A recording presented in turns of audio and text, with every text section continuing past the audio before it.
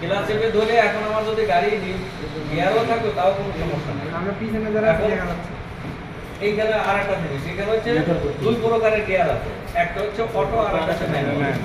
আমরা অটোটাও শিখবো, ম্যানুয়ালও শিখবো। ঠিক আছে।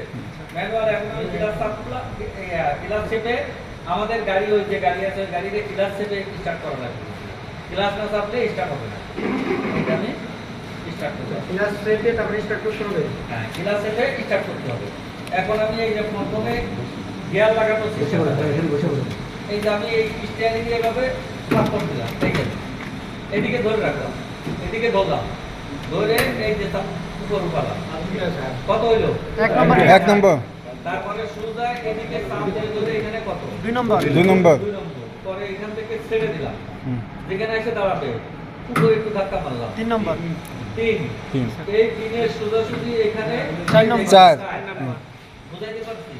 তাহলে এখানে প্রথম হচ্ছে 1, তারপরে 2 এর থেকে ছেড়ে দিলাম, 3 ছেড়ে দিয়ে 3 দিলাম, কত? 4 তারপরে 4 তারপরে 5 এই হচ্ছে 5 আর এই পাশে হচ্ছে রিভার্স, ছয়। লাস্টে রিভার্স।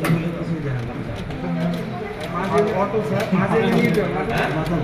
অটোটা দিয়ে তো লোকে গাড়ি চলবে, এনে নিউট্রাল কমাইতে হবে, নিতে পার্কিং নিজে নিজে কমাইতে হবে।